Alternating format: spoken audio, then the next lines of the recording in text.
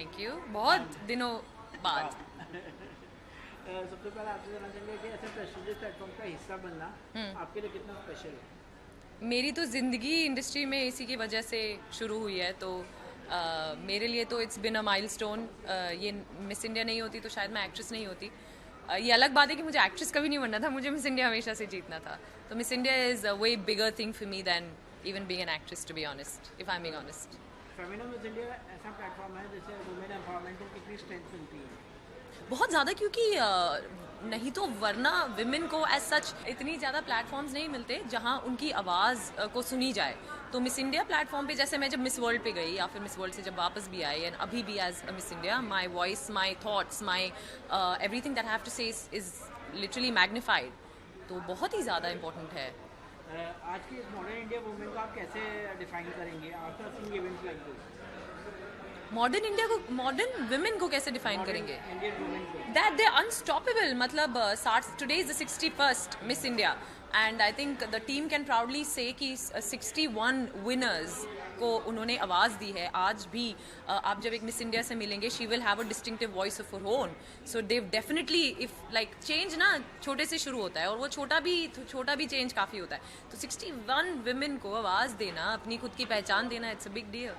On women reservation bill जो implement होने वाला है 33% का, तो आपको लगता है कि ये एक क्या रियल एम्पावरमेंट की तरफ एक स्ट्रॉन्ग स्टेप है ये? 100% राइट। आई थिंक बहुत सदियों से हमेशा विमेन को एक तरीके से सेकंड ग्रेड सिटीजन का दर्जा दिया जाता रहा है।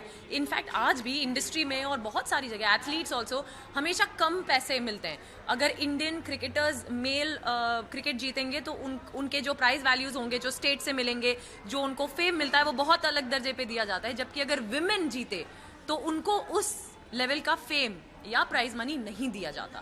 That itself is a very small example, but I think it's enough to show that it is very needed. क्या आपको लगता है 33% रिजर्वेशन वुमेन को डिसीजन मेकिंग? I think 50% होना चाहिए ना. We're equal, right?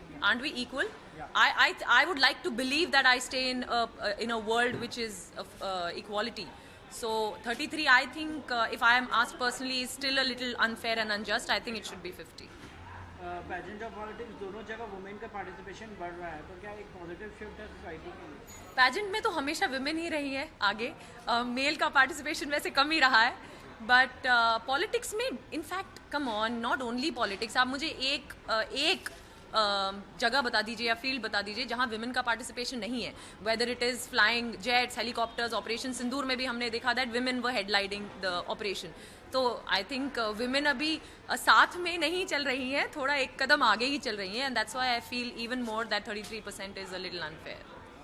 I think it should be even more than 50, but I think we'll settle for 50 for now.